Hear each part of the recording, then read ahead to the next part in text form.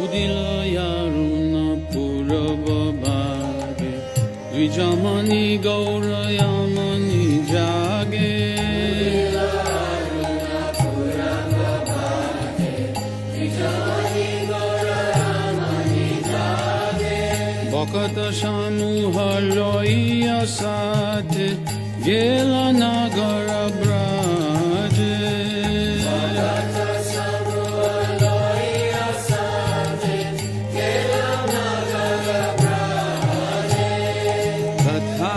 Tathai Bajalo Kol Gana Gana Tahe Janjera Ro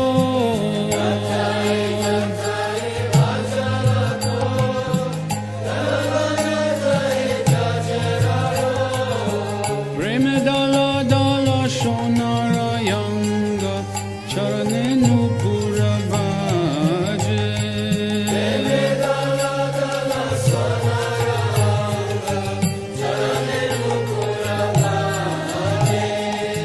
Mukunda Madhava Yadava Hari Bolena Bolo Re Vadana Bori Mukunda Madhava Yadava Hari Bolena Bolo Re Vadana Bori Micheni Dava Shegelo Re Rati Divasha Sharira Saje Micheni Dava Shegelo Re Rati Divasha Sharira Saje Emono Dulabha Manava Deha Hayaki Koro Bhavana Keho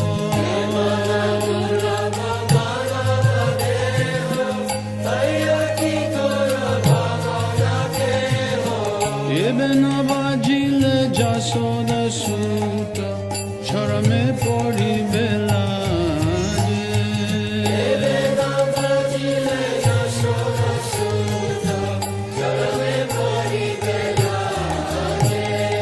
Yudita Tapana Hoile Asta Vinogelo Boli Hoi Bevyasta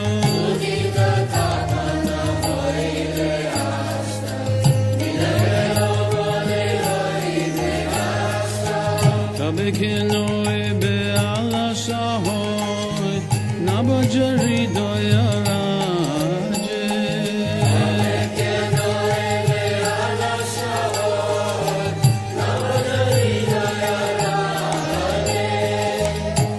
Jivanayanta Jana Hasa Tahinana Vidha Viparabha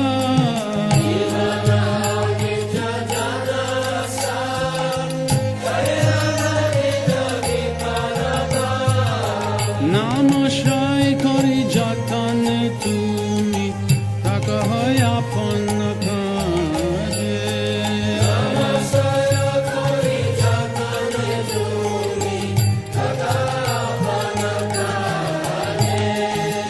Jivaya Kalyana Sadhana Kan Jagate Asiye Moduyana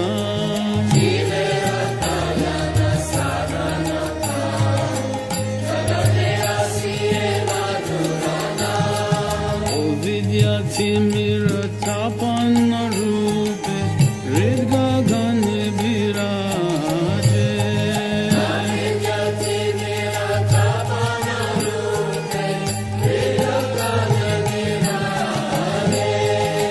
Krishna Nam Shudha Koriya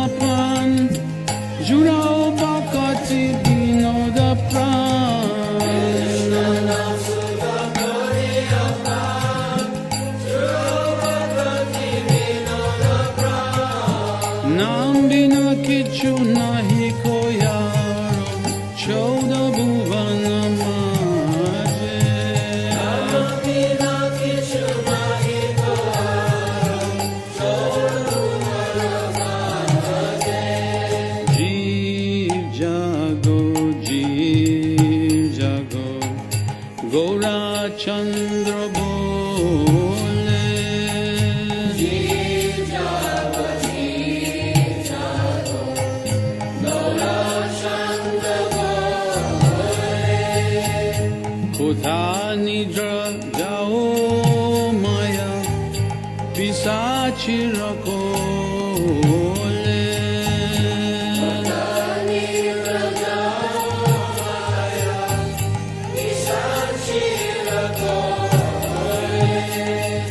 বাজিব বলিয়া এসে সংসার ভিতরে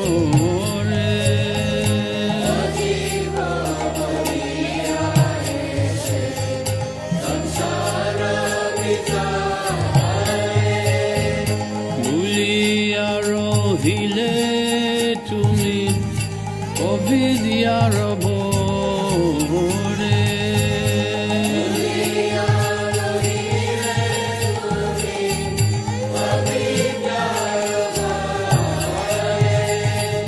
তোমার লইতে আমি হইনু অবতার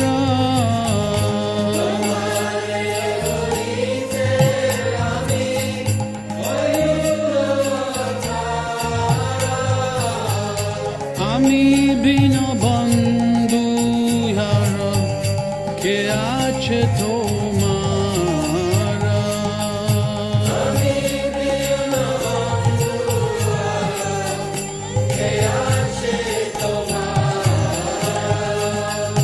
এনেছে ঔষধি মায়া নশিবার লাগি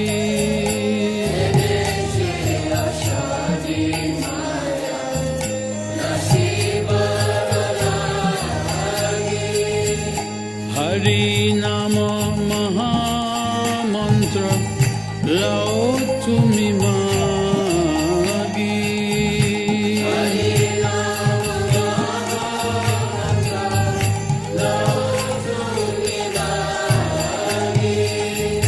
Bhakti Vinoda Prabhu Charane Poriya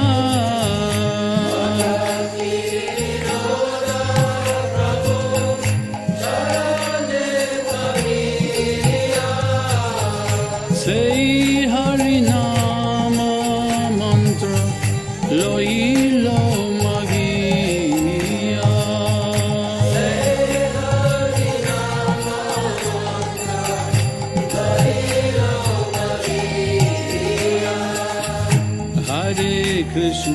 Hare Krishna, Krishna Krishna, Hare Hare,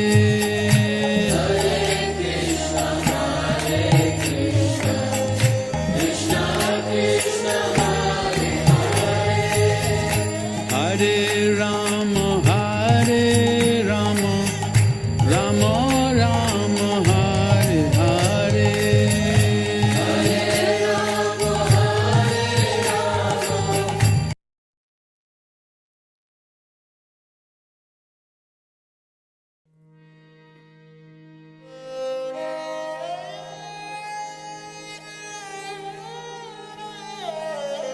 Udilaya Purabhavage Vijamani Gaurayamani Jage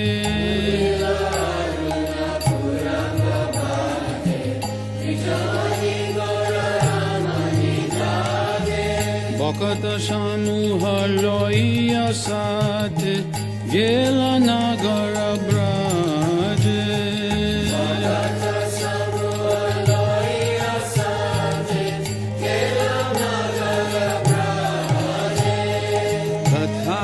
Tathai bajalo kol gana gana tahe jajera ro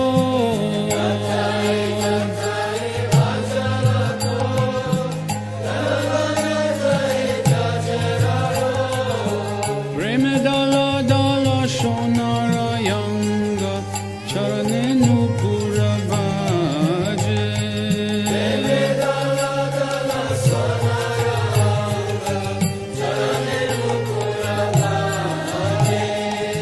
Mukunda Madhava Yadava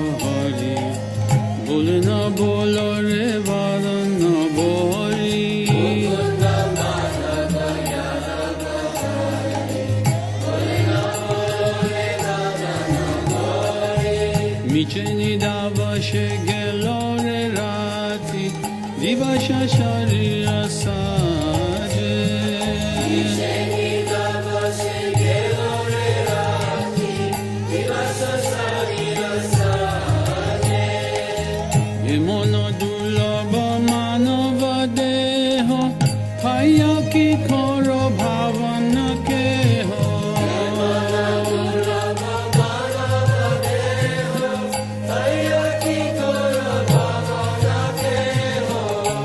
Benavajile jasoda suta charame pori belaje Benavajile jasoda suta charame pori belaje Yudita tapana hoile asta vinogelo boli hoibe vyasta Yudita tapana hoile asta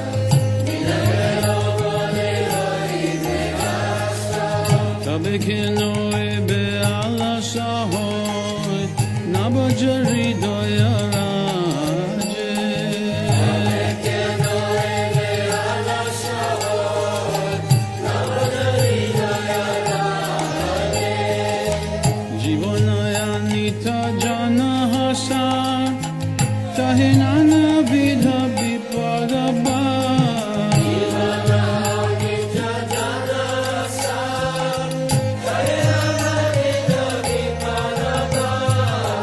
Namaskar kori jatan tumi taka hoy apon kaje Namaskar kori jatan tumi taka apon kaje Jivaya kalyana sadhana kan jagate asiye moduyana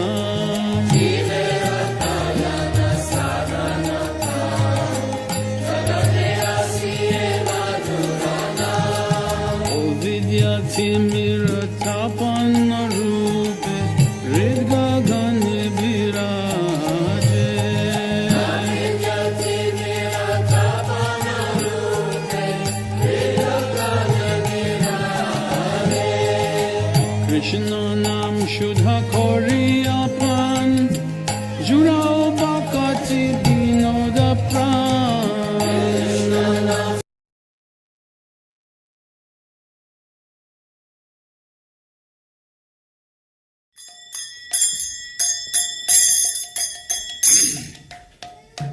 Sai.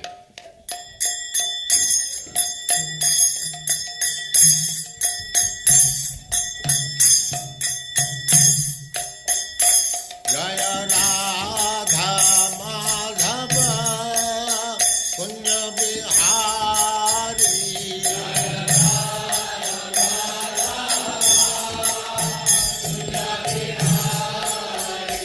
Jaya Radha Madhava Kunya Bihari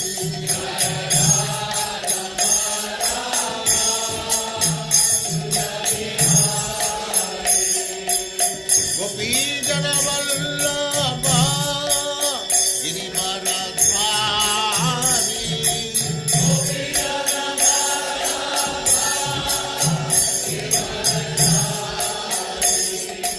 Gopi Jana Vallabha Girivaradhari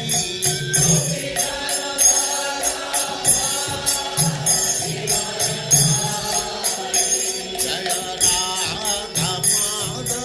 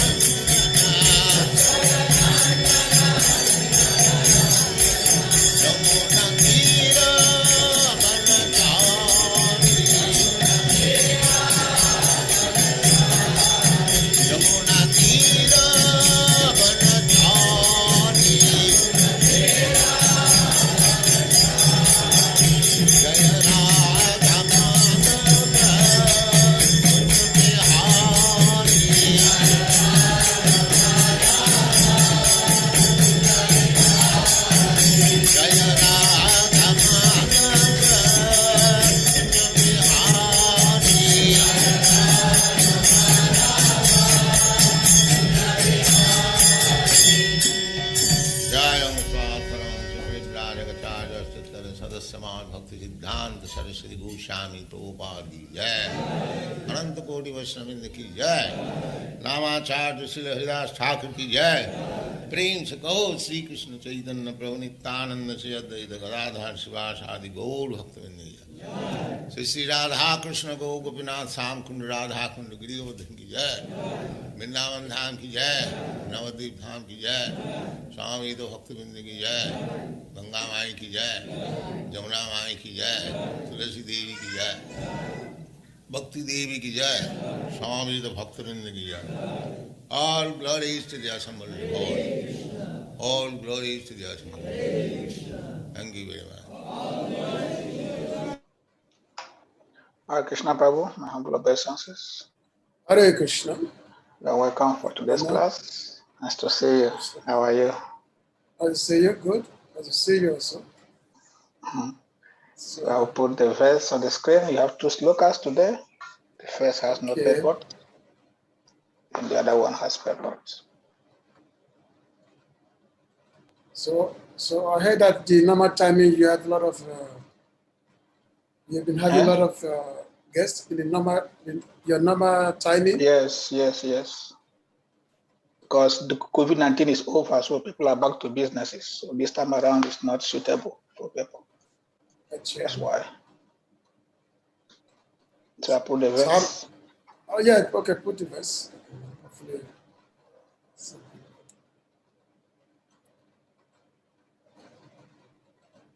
Narayana Namaskritya, Narayachava Narotanam, Devam Saraswatim Vyasam Tato Jayam Bhagiraya, Nastapaya Shabadi Surita Bhagavata Sevaya, Bhagavata Uttama Bhakti Bhakti, Tunastiki,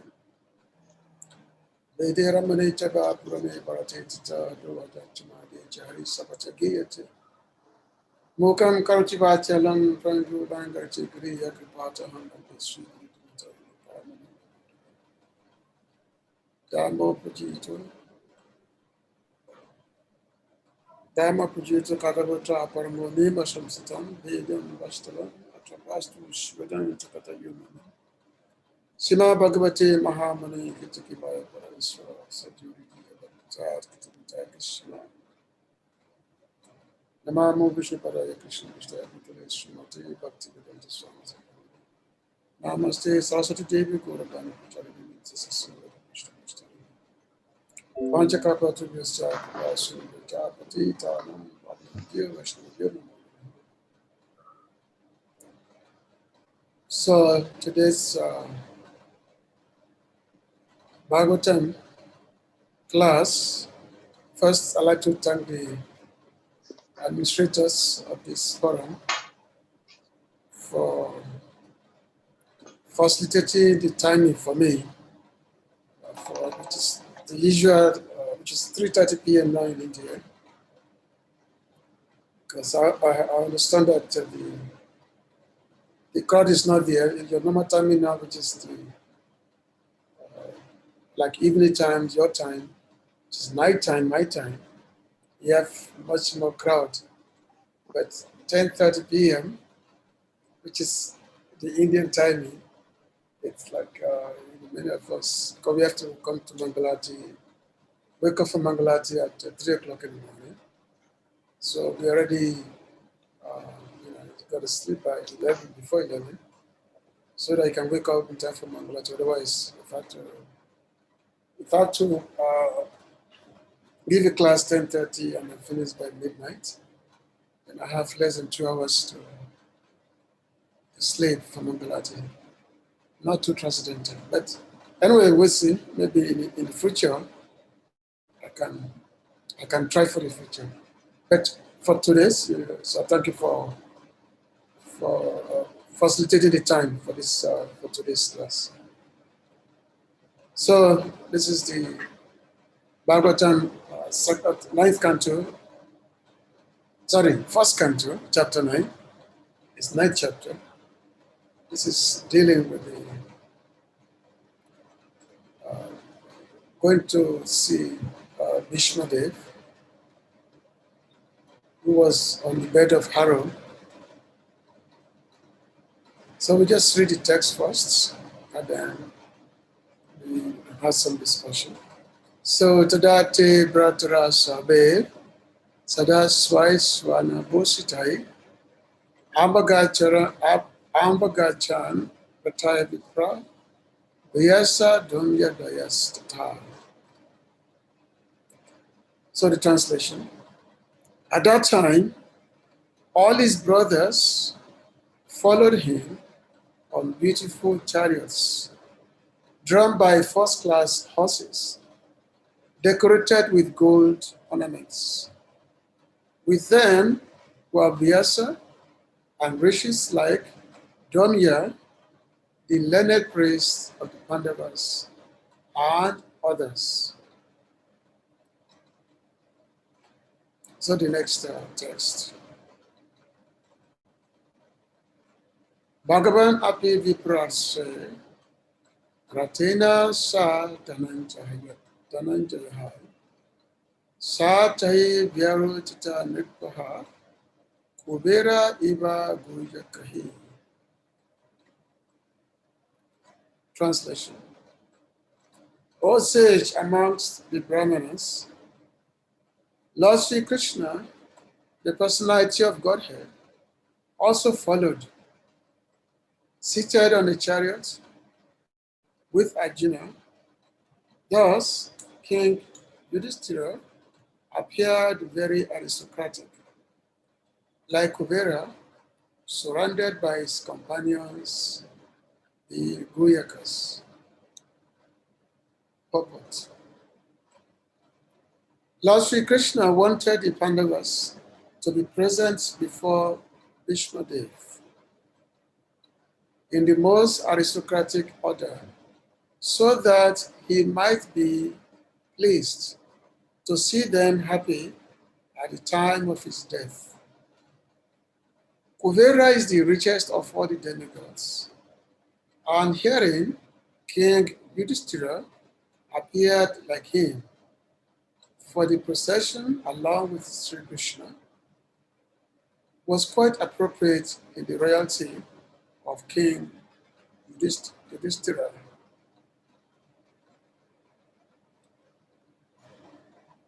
So this is the introduction to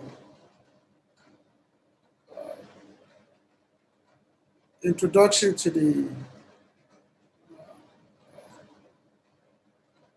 Bhishma Dev, how Bhishma Dev, he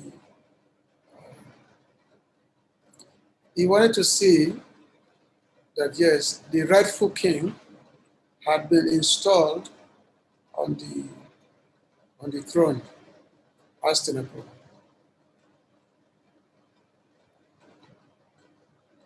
So more than 5,000 years ago, actually the whole world was ruled by one emperor. That time there was only one nation. It's called Bharatvarsha. Bharatvarsha means the island of Bharat. And of course nowadays, this island, because there's Jambudvip, which is this system, this solar system, it's called Jambudvip. And there are divisions. There are 7 islands in this Jambudvip. When you reach 5th canto, you will get the various descriptions of various islands. Now, within Jambudvip is the Bharatvarsha. So, Bharatvarsha actually encompasses full planet Earth. And then, of course, after that, and from that time, things have been broken up. So since that time, many kingdoms, many countries, everything has been broken up. Everybody's living whatever it is. And nowadays, Bharatvarsha is just just become just Bharatvarsh. It's not more Bharatvarsha, it's just Bharat, which is basically India. So they you know, become shrunken. So it just become India, which is a space of about 1.1 million square miles. So at that time, uh, the, the planets or the planets is ruled from Hastinapur, which is the current New Delhi, Hastinapur, where the actual presence of Hastinapur, there's a place called Merut. Currently, Merut is it's about it's around 100 kilometers from Delhi itself. Whereas the New Delhi, the capital of India now, is called Indraprastha. That time, Indraprastha was actually the capital of the Pandavas. So a lot of historical things there. So um, prior to after the battle of Kurukshetra, which is the Mahabharata war, and that war, even though Lord Krishna actually tried to stop the war, there are a lot of because the Kauravas, which is headed by the Duryodhan and his brothers and his uncle Shakuni, so they had usurped the kingdom, which actually belonged to the Pandavas, actually belonged to Yudhishthira Maharaj. They had usurped their kingdom, and then they had to be, due to deceitfulness, the Pandavas were sent into exile. And so they were in exile for for 12 years, plus 1 year, so sort of 30 years they were in exile. And then when they came back from the exile, the Kauravas, they refused to give back the kingdom that belongs to the Pandavas, in this case, Maharaj Yudhishthira Maharaj. So they refused to give him the kingdom. The Duryodhana refused. Because they were Kshatriyas. Kshatriya means they are rulers, are the administrators.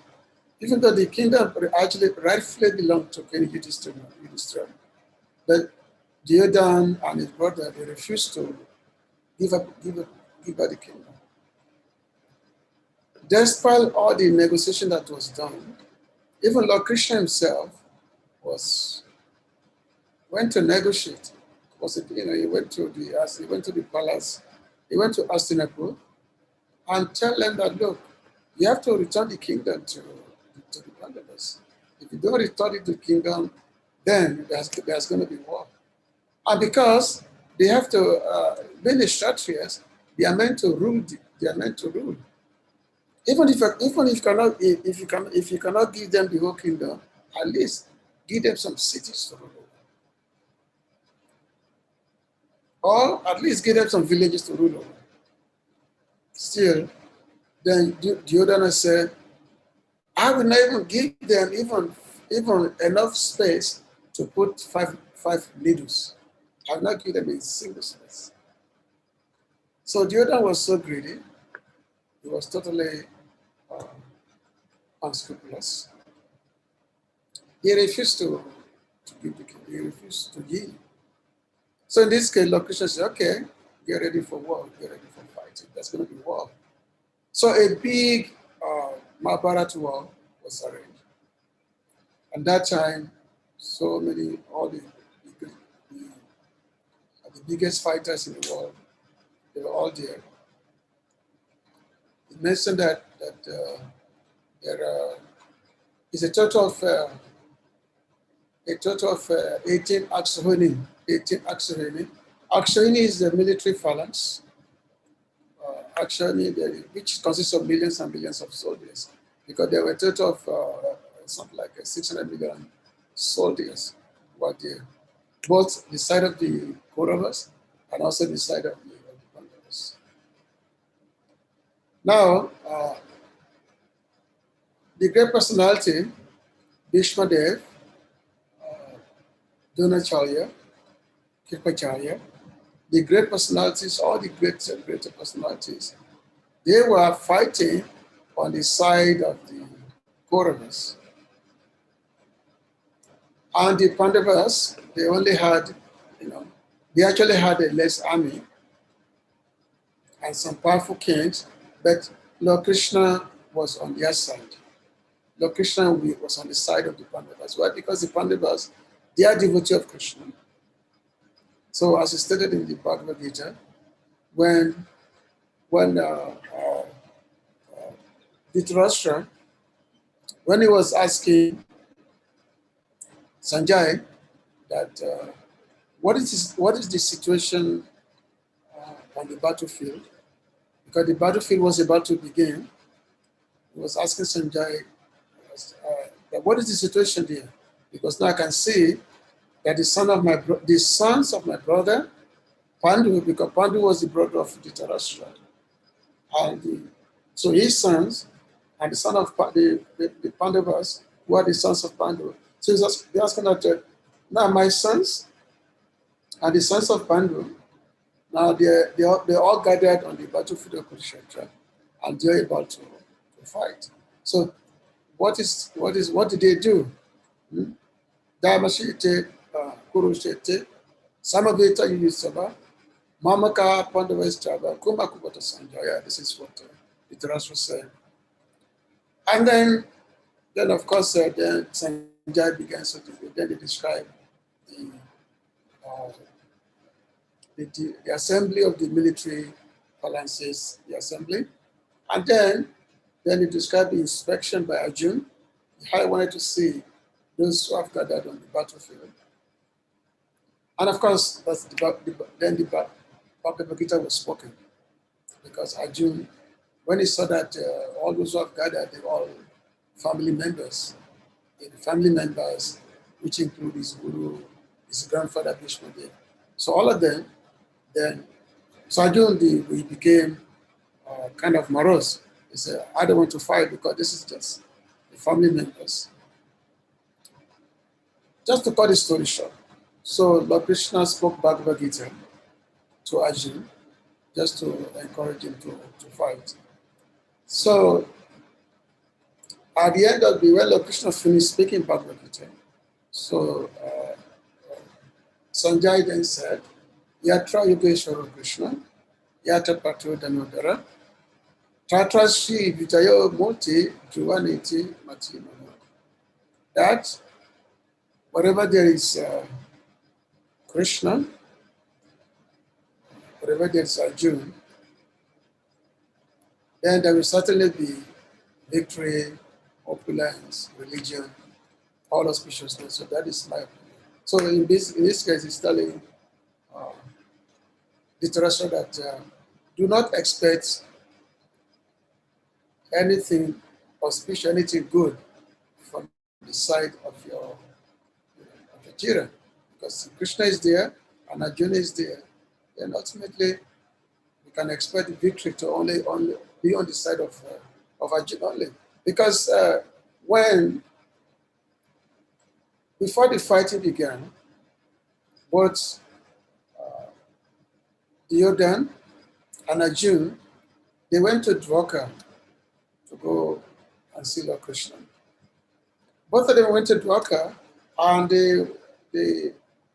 they wanted Krishna to be on the to ask him to be on the side, because they are looking for military allies. So that time, when they went there, both Arjuna and Duryodhana, so they went to Krishna's room, Krishna's chamber.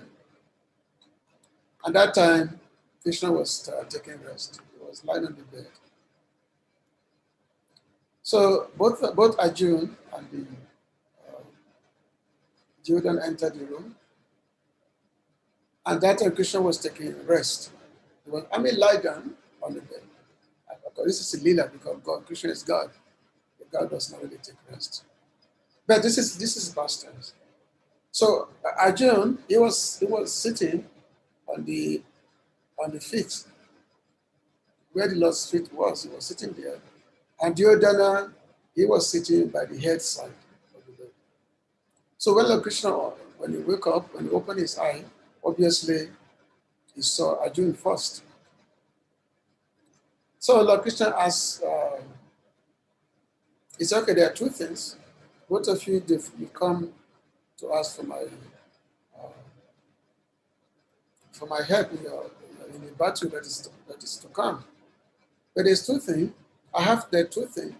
There is my military called Narayana Sena, because Krishna, as a king in Dwarka, he has got a military which are called Narayana Sena. And this military, undefeatable, because this is Krishna's own military men, headed by what's his name? What is his name? Anyway, this is undefeatable military. He said there's a military on there's my military on one side, and then there is myself on the other side. And I'm not going to take any weapon. So each of you can make a choice. Either you take my military, or you take me, who's not going to take any weapon. I'm not going to fight. I'm not going to carry any weapon. So you make your choice. So Arjun is, so Krishna asked Arjun, what will you choose? So, Arjun is a devotee of Krishna. He said, well, Krishna, I'm only going to choose you only. I can only choose you. I will choose you only. I'm happy just for being with me. I'm happy just to choose you without any weapon. Then, of course, Duryodhana, when he know that, he said, oh, I'm going to get Krishna's army. That's wonderful. He was so happy that, oh, and Krishna's not going to fight, so why should I choose Krishna? You can see, because Duryodhana was not a devotee, and non-devotees, they never think in terms of that if God, who is the source of everything, if God is on your side, on one side, what can you expect? But the non-devotees, they only think in terms of materialistic calculation. So Duryodhana was very happy that he was going to get the Krishna's army. So he got the Krishna's army. It's a long story, actually, because I'm just summarizing the Mahabharata, which deal with the section that dealt with the fighting on the battlefield of Kurukshetra. So the battle begins. In the beginning, Lord Balaram was not there because Balaram, he did not really like them. Because Balaram told them that this is family warfare and your family members should not be fighting with each other. But Lord Balaram, he did not take any side. So he went on a pilgrimage that time. So the battle begins, and so many great military, so many killings were there, many killings were there. And they actually was mentioned as, I think, 618 million. Yes, I think 618 million, something like that. Because the battle took place for a period of 18 days. And Bhishma Dev himself, who nobody could defeat him, is undefeatable. Even if he fought with demigods, it's undefeatable personalities. So when the Pandavas' army, when they were being crushed by the Kauravas, and Bhishma Dev, he was fighting very vigorously, killing millions and millions and millions of people every day, killing millions and millions of souls every day. So at the end of the day, because normally after a certain time in the end of the day, in the Vedic war, after a certain time, they retire. They retire to various camps, to their camps. So the Pandavas, they were asking Lord Krishna that, well, there's no way we are going to win this battle. There's just no way we're going to be victorious. Look at Bhishma there. He's, just one arrow alone, he will kill thousands of people just with one arrow. So what to do? How are we going to become victorious? Then Krishna told them, he said, well, if you want to be victorious, you go to Bhishma Dev. You go to Bhishma Dev, how you can attain victory over him. If you go to Bhishma Dev, then you will know how to be victorious. Even though Bhishma Dev was fighting on the other side, for the other side only. But at the same time, you have to know that Bhishma Dev, he was the grandfather he was the grandfather of both. He was the grandfather of the Kurus. So Kurus in this case means both the Pandavas and the Kauravas. Bhishma Dev was their grandfather. And Bhishma Dev, he actually had equal affection for all of them. He had equal affection. Actually, as a matter of fact, he even had more affection for Arjuna even than everybody else. So in the evening time, at the end of the day battle, so Arjuna, he went to grandfather Bhishma Dev and asked him that, because at the beginning, before the battle begins, Yudhishthira Maharaj, he had gone to grandfather Bhishma Dev that, please bless me, so that I can become victorious in this battle.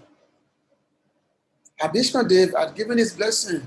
He said, Vijayo Baba, you'll be victorious.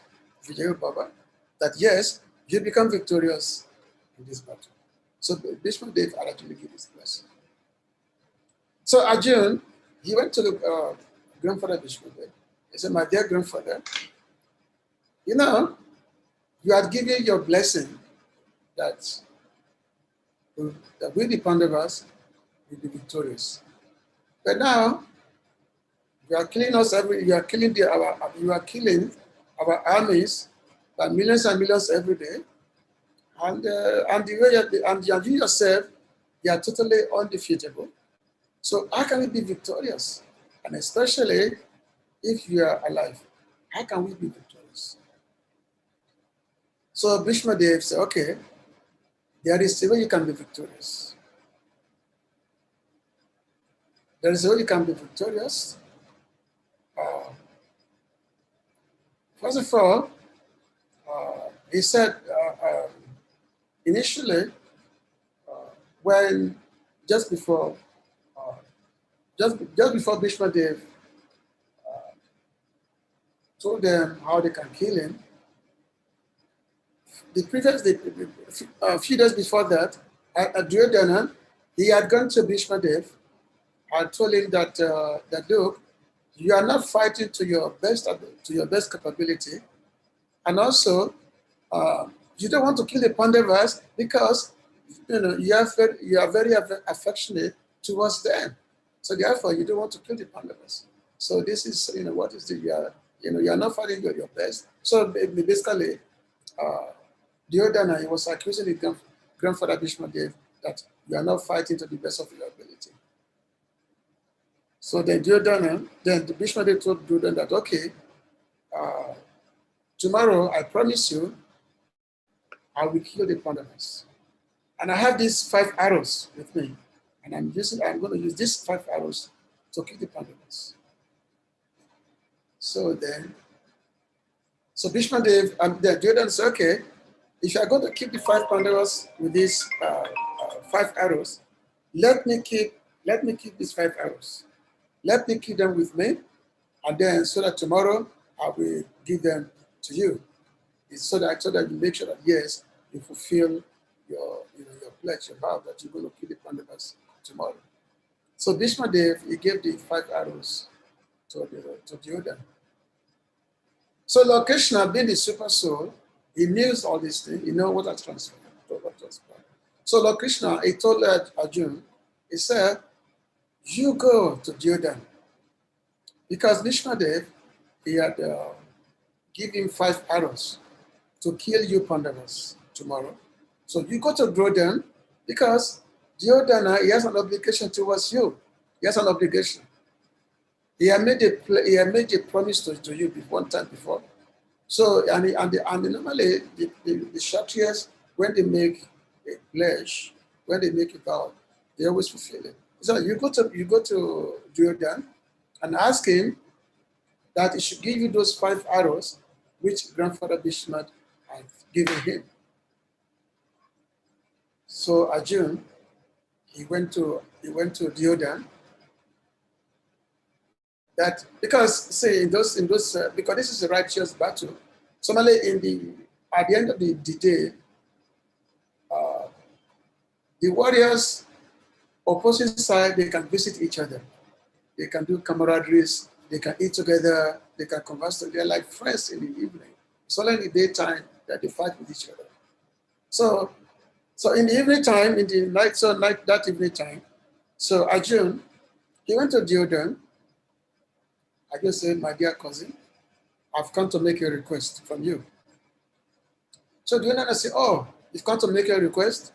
Do you want your kingdom back? I can give you back your kingdom. If that's what you've come here to ask, we can stop this fighting now. I can give you back. I can give you the kingdom." So Arjun said, "No. I've not come here. I'm not here to beg for my kingdom. So I'm not here to beg for the kingdom. What I want from you is the 5 arrows which the grandfather Bhishma had given you. That's my. So please give those 5 arrows to me, because Duryodhana, he had previously made a pledge to Arjun that whatever you want one day, I will give you. So these 5 arrows, which was given to him by Bhishma Dev, and that 5 arrows was meant to kill the Pandavas the next day. But because Duryodhana, he had to fulfill his pledge, he said, "Okay, here's the 5 arrows." So he gave the 5 arrows to Arjun. So in this case, basically the Pandavas, they were saved from being killed by Pandavas, by Bhishma Dev. So when the next day the battle was going on, and the great battle was going on, and then Bhishma Dev asked Duryodhana that, "Give me those 5 arrows which I gave you yesterday, so that I can fulfill my pledge of killing the Pandavas, because you had accused me of favoritism." So Duryodhana said, "Well, I gave the arrows to Arjun because Arjun asked me, so I gave it to him." So Bhishma Dev said, "Oh, I see. This is Krishna's trick. This is not Krishna's trick." You have to know one thing. Bhishma Dev is a great devotee of Lord Krishna. He is a great devotee of Lord. But this particular one, being a Kshatriya, is fighting just for this. Is fighting for the Kauravas, just for the Kshatriya principles. That's what he's fighting. Even though he's a devotee of Krishna, he could have been fighting on behalf of the Pandavas, who are also devotee of Krishna, great devotees of Krishna. The Bhishma Dev himself is a great devotee. He's called Mahajan. He's one of the Mahajans. We have 12 Mahajans, and Bhishma Dev is one of the Mahajans, which we're going to learn as I go on in this narration. Hopefully I can get to that. So Bhishma Dev said, "Oh, this is the situation here. I know this is Lord Krishna's trick. Lord Krishna had caused it. So therefore, Lord Krishna, he made me to break my vow. So this is the case. So therefore, I am making a vow also, just like Krishna made me break my vow of wanting to kill the Pandavas with 5 arrows. And I made Arjuna to take back the arrow. So also tomorrow, Krishna also will have to break his vow. Because Krishna had made a vow that he will not take any weapon on the battle of Kurukshetra. So tomorrow, Krishna has to break his vow to take up a weapon, or either break us his vow, or I will kill Arjuna, one of the two. Of course, Bhishma knows that yes, Arjuna is always under the protection of Lord Krishna. But so this is what we call this is a ras, kind of because Bhishma Dev, he has what we call Vira Ras, a kind of heroism. That is his Ras with Lord Krishna. He said, tomorrow I'm going to make Krishna break his vow, or yes, okay, or if he doesn't break his vow, then Arjuna will be killed. So the next day, the terrible fighting was going on, big fighting, terrible fighting was going on. Some of you might have watched the Mahabharata. You can see some of these enactments of the stories. So Bhishma Dev, he came in front of Arjuna, and Krishna was Parthasarathi. Krishna was the one who was driving. He was the driver of Arjuna's chariot. So that's why Krishna is called Parthasarathi, the charioteer of Arjuna. So Bhishma Dev came, and he was fighting. He was hitting so many arrows. He was fighting so violently. He was ready, shooting so many arrows towards Arjuna. He was ready to kill Arjuna. And then Krishna, in order to save his dear devotee Arjuna, so he got in front of where Arjuna was, and all the arrows which Bhishma Dev was aiming at Arjuna, so those arrows was actually entering the body of Lord Krishna, because Krishna stood in front and was protecting his devotee Arjuna. So this arrow was going into the body of Lord Krishna. So what we said that, how is this? Vishnu is supposed to be a devotee, and he's shooting arrow at his worshipable Lord. He's shooting arrow at his worshipable Lord, Krishna. Because Vishnu Dev is Ishtadev, his worshipable Lord is Lord Krishna. Krishna is now shooting the arrow, and the arrow is entering his body. So actually, as the Acharya described, because Vishnu Dev had this ras with Krishna, so his shooting of arrows was just comparable to, it's like a lover throwing flowers at the body of the beloved.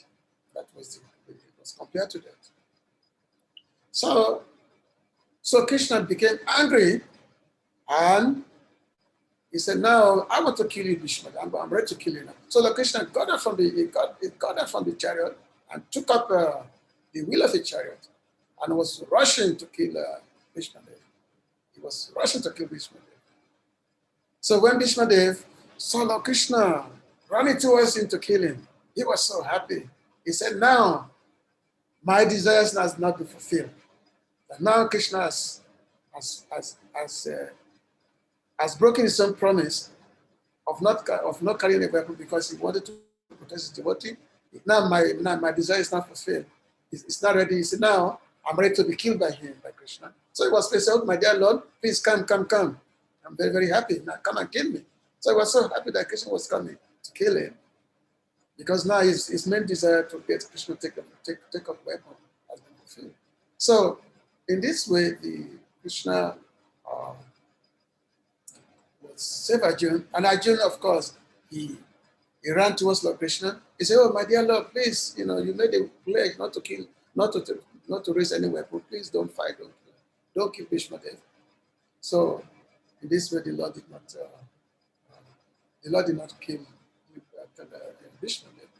So that's why actually in the Bhagavad Gita, the Lord says that when he told Arjuna that he said, "Kontiya pati janahi, name bhaktya pranashiti." He said, "My dear Arjuna, make a pronouncement, tell everyone that my devotee will never perish." Just make that pronouncement. Kontiya pati janahi. So which means the Lord is telling Arjuna that you tell everyone that Krishna's devotee will never perish. The Lord could have said that himself. He could have made announcement himself that my devotee will never perish. He could have made that, but he's telling his devotee Arjuna to make the announcement that Krishna's devotee will never perish. So how come? Because if a devotee make a vow, if a devotee make a pledge, Krishna will always make sure that that pledge is fulfilled. Whereas if he make pledge himself, the pledge may be broken. Because the Lord, he needs to protect his devotees somehow. And also, Bhishmadev, he wanted Krishna to break his vow of not taking up weapon in the battle of Kurukshetra. So the Lord also had to fulfill Bhishmadev's own pledge, own vow that he want to see Krishna taking up the weapon. So therefore, in this case, the Lord, he had to fulfill, he had to break his own vow, because first of all, he has to protect his devotee, and also secondly, also, he has to fulfill another pledge, which was made by another devotee. Because Bhishmadev is also very great, he's one of the greatest devotees, of the Lord. See? So in this way, this, this fighting, this situation, went on. And then, of course, then the few days after, then Bhishmadev, he revealed how he can be killed by telling the Pandavas that, well, the only way I can be killed on this battle is if you bring Shikandi, because Shikandi was a eunuch, he was born like a woman. He was born a woman, but then he became a man. Nowadays we call them transgender. So he became a man through some exchanges with some yakshas. He became a man, but Bhishmadev will always consider him a woman. And Bhishmadev said that if you put Shikandi in front of my chariot, then I will not fight, because I cannot fight in front of a woman. I don't fight women. I cannot fight in front of a woman. So if you put Shikandi in front of my chariot, then I will not fight. So this particular day, which was the 10th day of the battle of Kurukshetra, so Lord Krishna, he drove Arjuna's chariot before Bhishmadev, and then Shikandi was put in front. So Shikandi was there in front of Bhishmadev. So Bhishmadev did not take up any weapon. And then Arjuna was shooting arrows into the body of his grandfather, Bhishmadev. He was shooting arrows at his body, putting up the body. But so much so that not even a single space left on his body. He shot so much, he put out so much arrow was shot on the Bhishmadev's body that then he fell down, and he was lying on top of the bed of arrow. He was lying on top of the bed of arrow. Now, of course, he didn't die, because Bhishmadev, he can only die by his own will. Even though his whole body was completely covered with arrows, still didn't die. Because Bhishmadev, he didn't die. He couldn't die out of his own sweet will. But at the same time, his desire, he wanted the right king be enthroned be enthroned in Hastinapur. He wanted the rightful king, the right king, which means a godly king, to be installed in the throne of Hastinapur. And he knew very well that only Yudhishthira Maharaj, that is faith, to be a king. So therefore, Bhishmadev, he did not die after the battle was finished. After everyone was dead, after the battle was finished, he was still lying on the bed of arrow. He was still lie there on this sacred spot. If you come to India, you go to Kurukshetra, you will see that place where Bhishmadev was lying on the bed of arrow. It's a very wonderful place. It's still there. It's there. You will see that place. So when the battle was finished, the fighting, all the soldiers, millions and millions of soldiers were there. Now, Yudhishthira Maharaj was now to be the king, the emperor. So when he saw so many grieving women, children, because their husbands, they've all been killed. And many of those women also will have to enter the sati. Sati means where the women, where they voluntarily enter the funeral pyre their husband. So if this happens, which means if the woman go into the funeral pyre, so the children will become orphan. So thinking of all these things, of all this that's going, all these millions and millions of souls that are there, so Yudhishthira Maharaj began to lament. He was actually condemning himself. He said, how is it that this warfare, this war, just for me to become king, millions and millions of people are dead. Millions and millions of people are dead. Just to satisfy by craving for a kingdom. So what is this? This is not good. So he said, oh, I've committed such a great sinful act. So the only thing for me to do is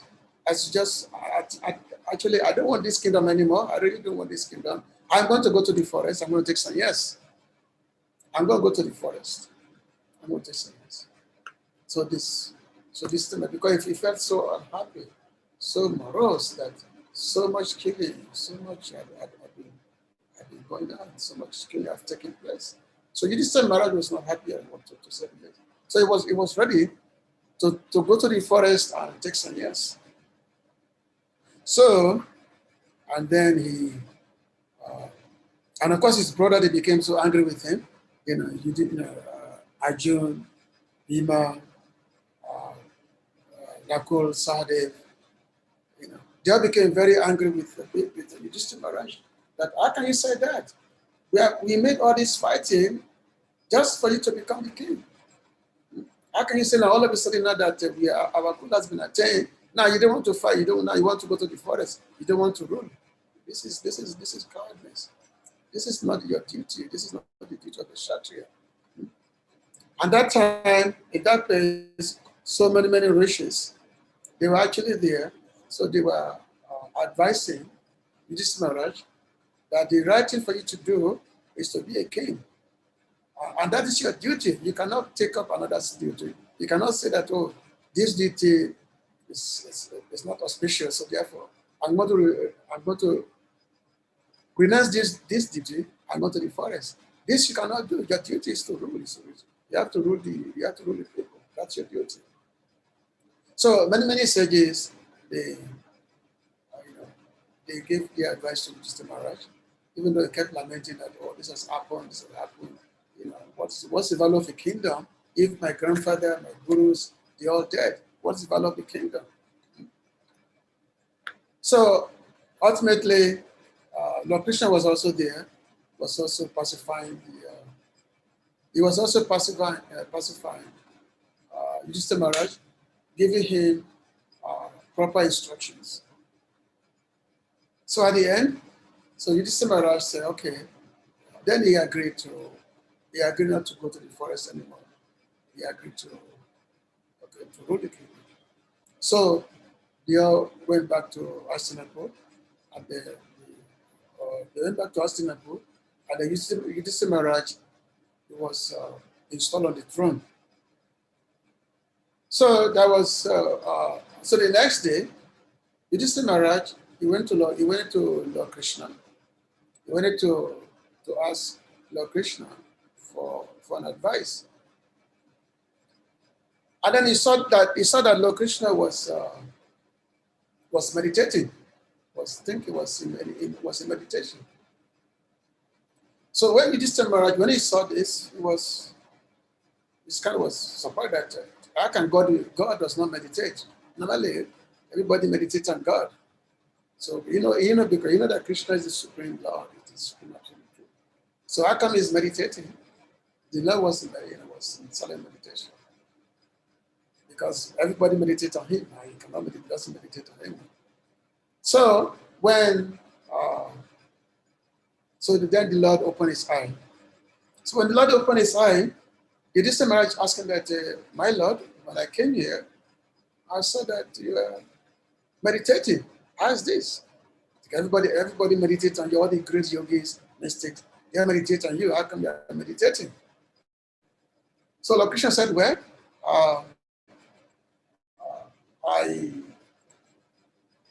Bhishma Dev is lying on the bed of arrows, and Bhishma Dev, while lying on the bed of arrow, is deeply absorbed in meditation on me. He's deeply absorbed in meditation on me. So therefore, that is the reason of my, because the Bhishma Dev, he went to leave the planet, he wants to give up his body, but he doesn't want to live without my presence. So that's the reason why, because Bhishma Dev has been thinking of me this way, that's why I'm in deep thought of Bhishma Dev. So you can say as devotee, if you think of Krishna, Krishna will also think of you. You think of him, he also just as I said, the devotees, the Lord is always in their thoughts. No, they're in their thought, the Lord is always, at the same time also, the Lord also is always thinking of his devotees. The Lord never stops thinking of his devotees. No matter where you may be in this world, you think of Krishna, Krishna will be there. Krishna will be there for you.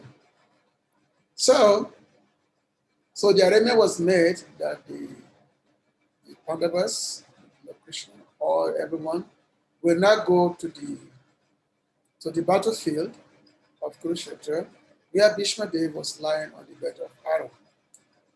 So they will not go there. So the Lord arranged he wants everyone to be properly dressed as their best attires, the best royals. So Bhishma Dev, not Bhishma Dev, Yudhishthira Maharaj, being the emperor, so he was dressed in the best of opulence, the best of attire, the best kingly opulence, now, because this is what Bhishma Dev wanted to see. Because Bhishma Dev, he wanted to see that the right king, the rightful person, become the emperor. This was his desire. Because Bhishma Dev was the grandfather, the grandsire, the grandfather of the Kurus. He actually lived he lived for hundreds of years for the protection of that throne of Hastinapur, because his father was Marasantanu.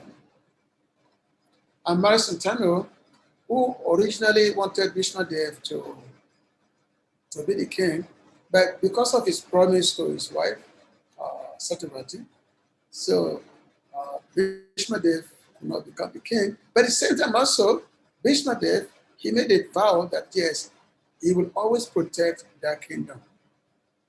So through so many kings came in that dynasty, from Marasantanu to Vichitravirya, and then so many personalities, by which Bhishma Dev was responsible for them. He was responsible for the birth of Vichitravirya, and also for the birth of for the marriage of Vichitravirya, and ultimately the birth and then the marriage of Pandu, Dhritarashtra. So Bhishma Dev was responsible for everything. So because his responsibility was for that kingdom to be rightfully, so that the right person should hold that kingdom. Because that kingdom represents truthfulness. It represents truthfulness. So ultimately, after the end of Battle of Kurukshetra, the Pandavas, they've won the battle. Now, Lord Krishna is now leading the Pandavas to Bhishma Dev, so that before he leaves his body, Bhishma Dev can see the Pandavas. That yes, they are now the kings, they are now the rulers of the planet. And this will give him so much joy before he will leave his body. This will give him this tremendous happiness. And then of course, then he's going to speak. The Bhishma Dev will speak about the duties of the king. There's a section of Mahabharata called Bhishma Gita. So Bhishma Gita, there's going to be summary of it. The summary of it is going to be in this chapter. But this Bhishma Gita is such a wonderful structure. It contains all kinds of instruction about how humanity can actually live in terms of prosperity, is, how they can attend for all fulfillment of life in terms of Varnashram, so many different ethics, moral instructions that there in this Bhishma Gita. This is part of Mahabharata, in the Anusha section of Mahabharata. You find these descriptions are there. The Bhishma Gita. Actually, in the future, I do plan to publish this book called the Bhishma Gita, which will contain the instructions of Bhishma Dev. Okay. So anyway, so this is just the basic historical background of the Pandavas, Lord Krishna going to Bhishma Dev, and then from there Bhishma Dev will give instructions.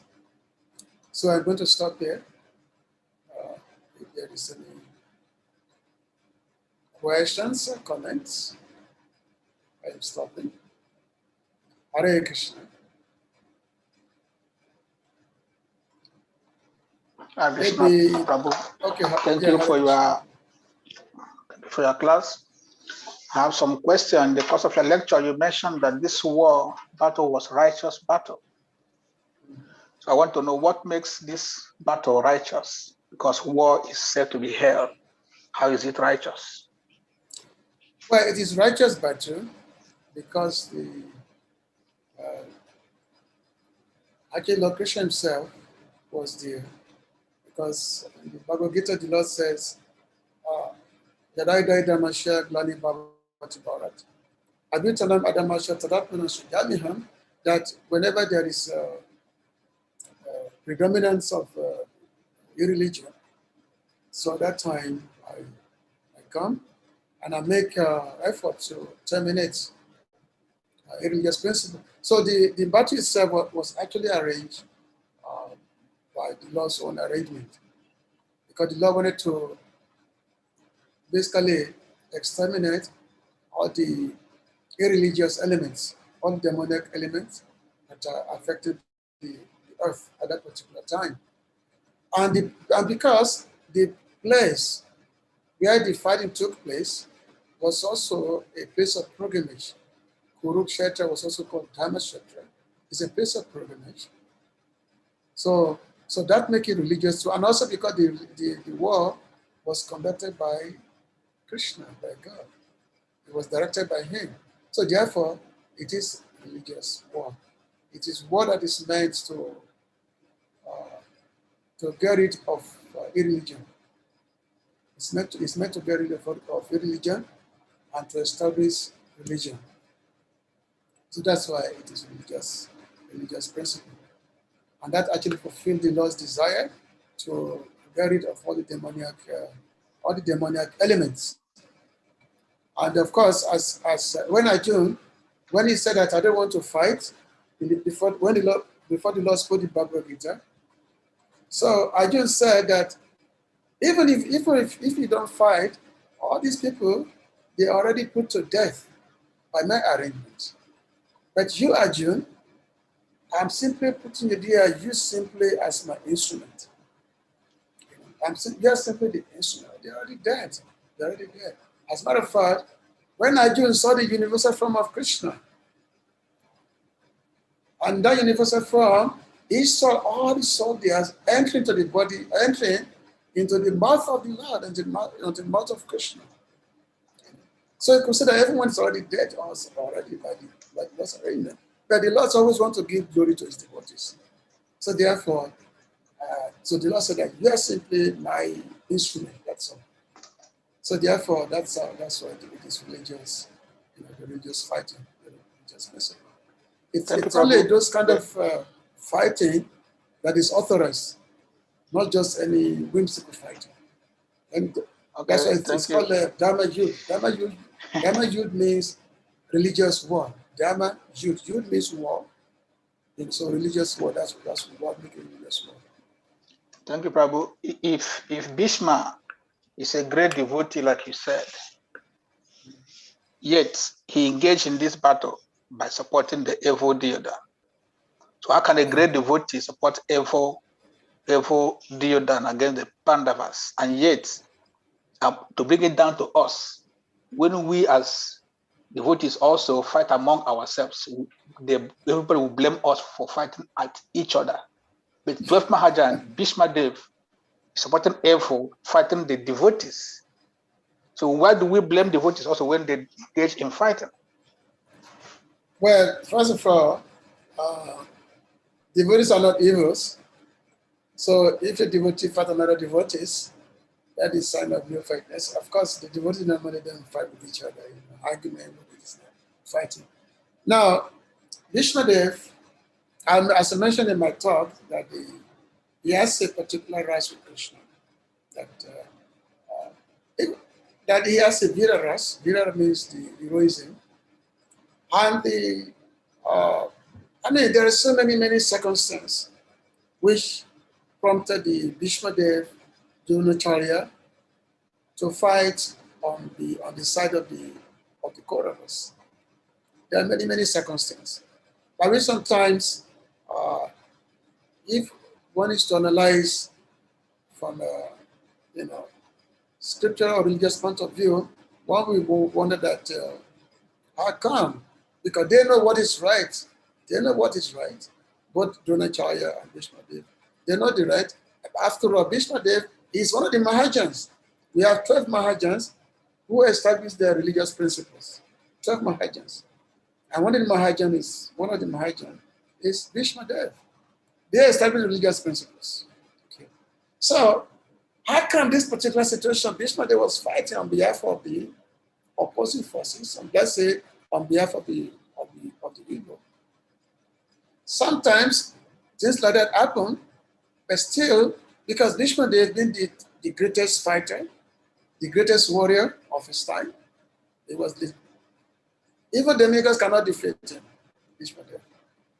But because devotees are, it means when it comes to the point of devotees, nothing can be victorious over a devotee.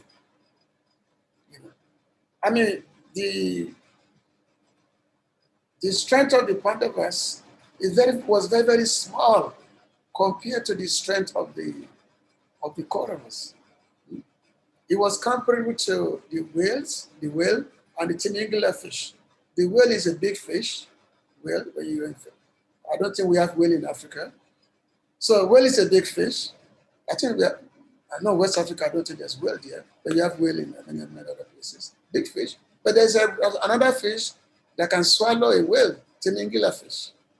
That can swallow the whale. Huge fish.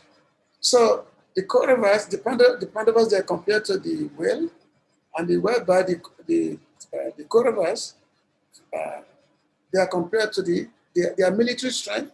They are compared to tiningula fish that can swallow the whale. Because because they have all the greatest fathers in the planet.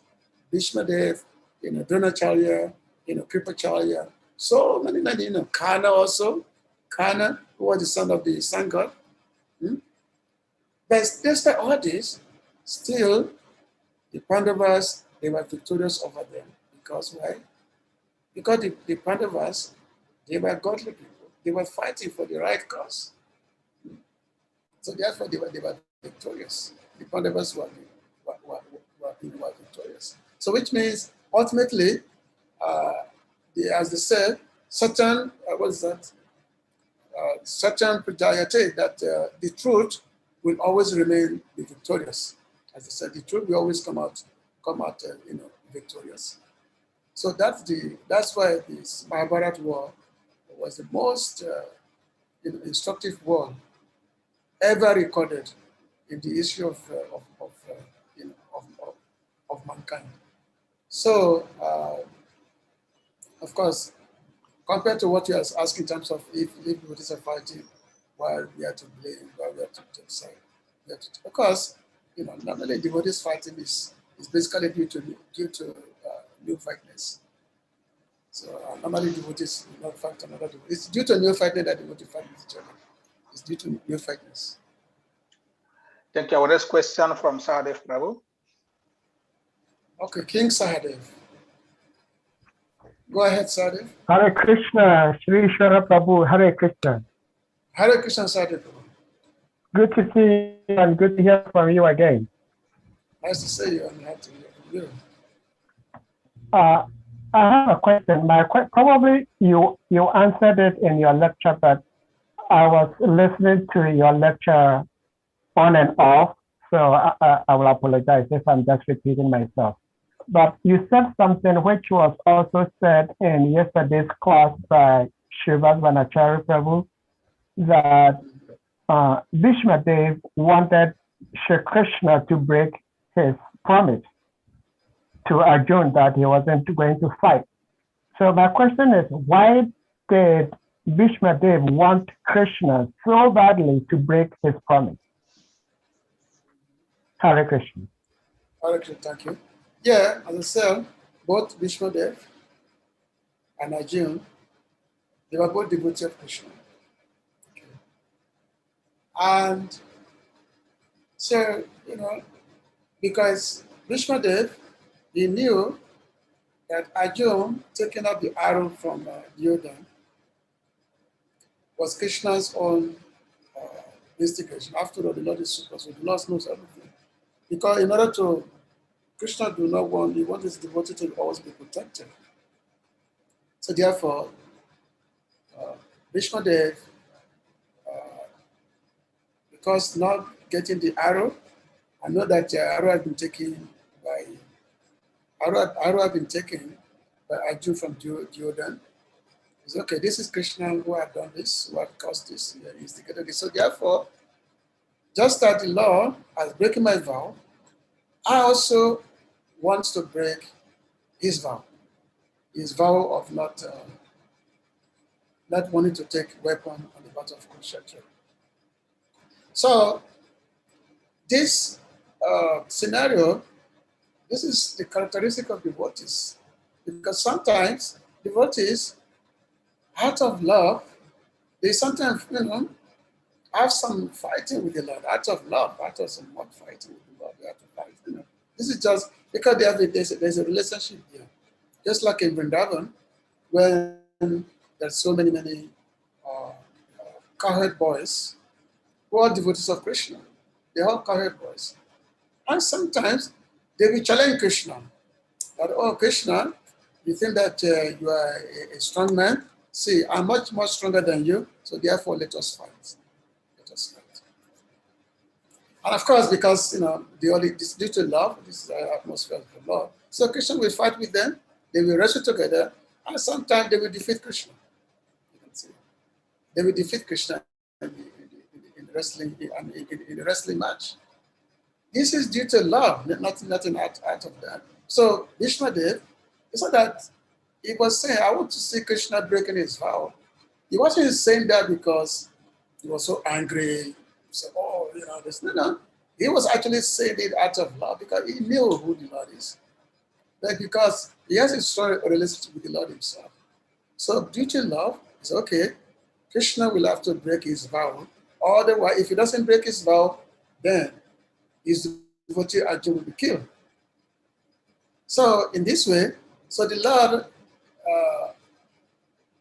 two things, the Lord said, okay, Bhishma Dev, he want to see me breaking my vow of not taking up a weapon.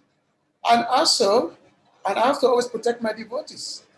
So Bhishma Dev also is devotee of the Lord. So Krishna, the Lord, he wants Bhishma Dev promised to be fulfilled also. He promised that yes, he will break his promise of not taking up the weapon. So both situation was fulfilled, because this is what Bhishma Dev he wanted to see, that the Lord break his own promise to protect his devotees. And that's why the Lord said that yes, I can see anything. That's why he told Arjun that you made a broadcast to the world. You broadcast to the world. Tell the whole world. He said that Patijani means you said to the world, Mama Bhakta pronounced, my devotees will never perish. That my devotees will never perish. You make that pronouncement to the whole world. Because if you say it, then I will protect your promise. You make a promise, I will protect it. So because Bhishmadev, he said, I want to see Krishna breaking his promise. So therefore, the Lord also, he had to protect that. He had to make sure that his promise to want me to see me breaking my promise is fulfilled. So therefore, the Lord is protecting God because Bhishmadev is also the of the Lord. So this is an atmosphere of transcendental rest. There is an atmosphere of transcendental rest. Thank you, Prabhu. Next question from Judge Amega. Hare Krishna, Judge. Yeah, Dandavat Pranav. Hare Krishna. Bro, you keep on mentioning that this war is a rightful one. So I would like to know, at what point in time can we, or do we? Second question is, we know of the Pandavas being the eternal associate of the Lord. What of the Kauravas also? That's my two questions. Yeah, the question is, you mentioned that the Pandavas are the eternal associate of Krishna. What about the Kauravas? Are they also not eternal associate of Krishna? No, they are not. The Kauravas, like the Duryodhana and his brothers, actually, as a matter of fact, in the beginning, in some section of Mahabharata, and also the Arivamsa, it mentioned the Kauravas, who are the incarnations, what were they previously? For example, Duryodhana was the Kali personified. So the Kauravas, they are not the Lord's eternal associates. Now, of course, Dhritarashtra was a devotee of the Lord also. Dhritarashtra was a devotee. But somehow he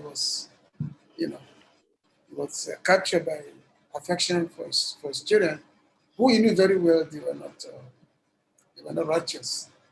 He was weak because of the affection he has for his children. And so the Kauravas, in this actually, the Pandavas and the Kauravas are the same. Because the Pandavas, they are also Kauravas. Let's put it this way. Because they are, why? Because they were all descendants of King Kuru. Historically, there was Maharaj Kuru, who was the descendant of Maharaj Jayati. It's a very long but historical thing. So sometimes Arjuna is also called old son of Kuru, Kaurava. So that for the distinction on the battle of Kurukshetra, you have the Kauravas, which represent the Duryodhana and his brother, and then you have the Pandavas, which represent the Arjuna, Yudhishthira, Bhima, Nakusha, who are the sons of Pandu. But they, of course, they are cousins. They are cousins that way. So, and among them, of course, Bhishmadev, who is the grandsire, the grandfather. So Bhishmadev is the grandfather of the Kauravas. Of all, both Pandavas and the Kauravas is their common grandfather. But the Bhishmadev, of course, was a great devotee of the Lord. So his teachings is going to be summarized in this chapter of the Bhagavatam. His teaching will be summarized. Just only a very slight description. And also you're going to read about how so many great sages became to hear from Bhishmadev. Because Bhishmadev was a great authority. He was one of the Mahajan of the universe. So he was not another person. Thank you, Prabhu. Prabhu, my second question have not been answered, Prabhu, if you can permit me. What's the question? Yeah, my second question, at what point in time can we also fight for our rights? And what are the Kauravas at the moment, since the Pandavas are the eternal associate? Where are the Kauravas also now? The Kauravas went to the heaven. They all went to heaven. Okay. Because anyone who fought on that battle, because it was a religious war, they all went to the heavenly planet. And at one point, only if the war is sanctioned by the Lord, the war must be sanctioned by the Lord, then they can call it a religious war. So which means The last religious war was done 5,000 years ago, because it was done by the presence of the Lord himself. No one can just whimsically declare war, so-called jihad, and there's complaints. It has nothing to do with that. That's Okay, that's and based at on, what point? that's just Okay. based on the enviousness. So the only point is when God is there personally. Like Lord Krishna was there 5,000 years ago on the battle of Kurukshetra. If you can get such a situation, the Lord is there, then it's a religious war, of course. I must take place at the holy place. Kurukshetra was the holy place. So So that's materially what make now. it that make it religious war. Okay, so at a material point of view, at what point can we also fight for our rights, or we don't have any at all? Hare Krishna. I don't know what kind of right you want to fight for. Okay. Okay. Of course, as you become devotee, we know our only right is to become the Lord's devotees, to become Okay. Christian devotees. Okay. And of course, devotees, we fight if we see another devotee being persecuted, Okay. if we see a devotee being mistreated or being whatever, we have to fight for a devotee to make sure a devotee, we have to protect another devotee. But if something is being done to our own personally, we just take it as the Lord's mercy upon us. We don't fight for our own protection, but we fight for other devotees' protection. That you can do. Like, I think Jesus Christ said that if somebody slaps you, you can turn the other side. Turn the other cheek. But if a devotee, if you see a devotee being attacked, you have to fight for that devotee. You cannot remain silent if a devotee is being attacked. Okay, thank you, Prabhu. Thank Go you. to next question from Ganga Prasad, Prabhu. Ganga, please. Okay. Hare Krishna, Isvara Prabhu, all obeisances at your Lord.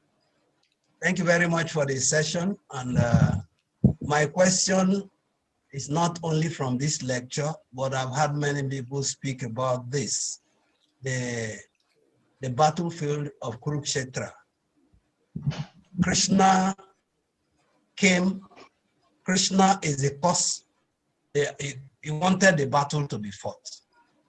But then Krishna go to negotiate peace with the Kauravas. It's a thing that I'm finding a little bit of difficulty to comprehend. If Bhumi, Mother Earth, was complaining to Krishna, and Krishna promised to come to this demoniac warlords, and Krishna said he came to give pleasure to devotees and annihilate the miscreants.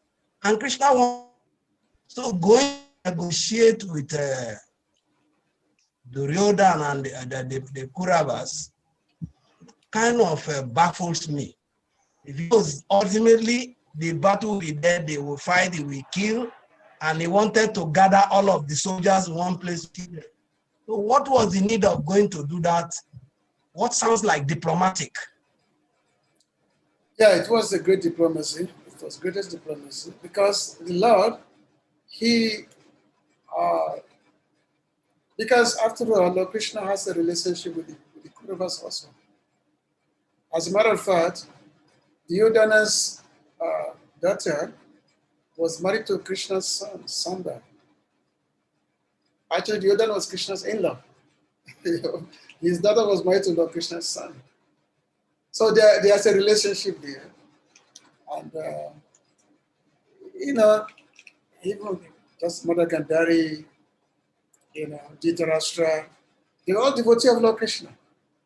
In one sense, they are devotees, all different categories, of course. Now, the Duryodhana and his brothers, because of their demoniac mentality, always envious of the Pandavas, due to their demoniac mentality, especially Shakuni. Shakuni was the one who was always inciting the Kauravas. Why? Because Shakuni was the brother of Gandhari, Mother Gandhari, Shakuni. And Shakuni was always angry by the fact that because when Gandhari, when she married Dhritarashtra, and because she was because she married a blind king, so in order to follow her husband, so she covered her eye so that she also will not see, because her husband could not see. So she covered her eye.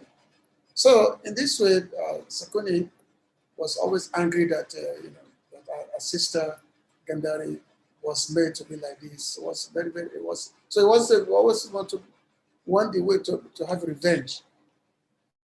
So in order to do that, so he was always inciting his nephews, his nephew, in this case, the Koraba to Jordan and his 99 brothers. So he was always inciting them. So he was actually good. He was the one that grew them up to be very inimical to the Pandavas. Now, to address your specific question, that the Lord, being the king, that time the Lord was not, he was in the Dwaka. So the Lord, he wanted to find a way by which he was actually want to negotiate, so that both parties can have peace, so that both parties should not fight by telling the Kauravas that, look, the Pandavas, they are rulers, they are administrators. They have to find something to administer upon. So therefore, you should make some compromise. Give them some place to rule over. But still, of course, the Lord knew that because the Jordan knew that they have very demonic mentality, they will not yield to that. Just like when the Lord was going to, when the Lord was in the court of the Kauravas, telling them not to fight. Otherwise, I'm telling them to avoid the fight by giving the Pandavas, something. And all of a sudden, Jordan said that, oh, maybe we should arrest Krishna. Who does Krishna think he is? Maybe we should arrest him. And then, of course, then Jordan he tried to make the effort. Of course, for Krishna, he assumed his universal form. He was ready to actually kill them right there. And then all of them, of course, they surrendered. They prayed. So this is also a part of the lost pastimes. That yes, because he came in a human form. So he came in a human form, and the human form, he has to perform what we call Naralila, human-like activities. So in the human-like activities, you have all these things like negotiations, diplomacy, all these things that is as part of the human-like pastimes. But it's not that the Lord doesn't know.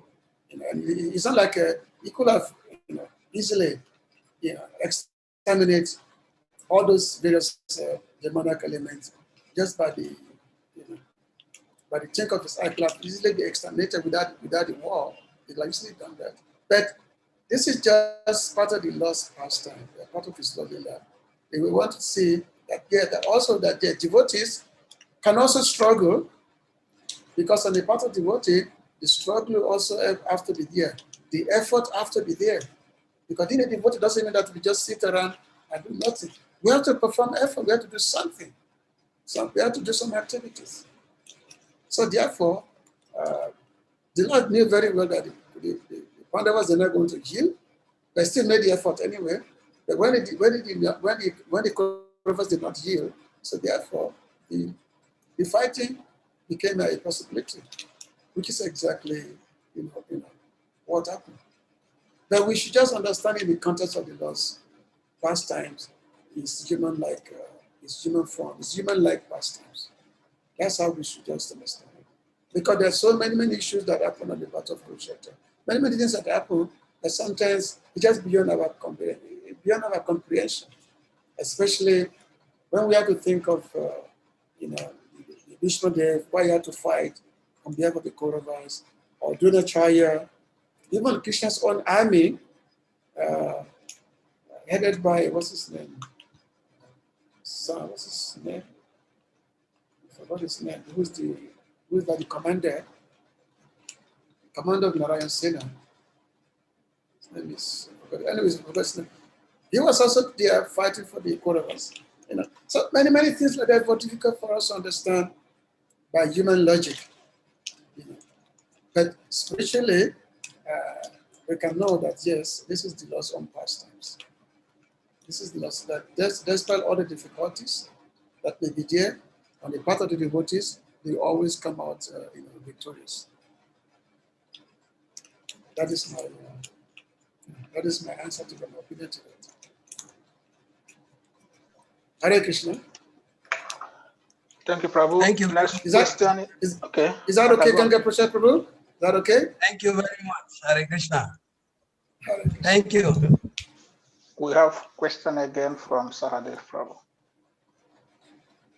Hare Krishna, sir. Hare Krishna Prabhuji.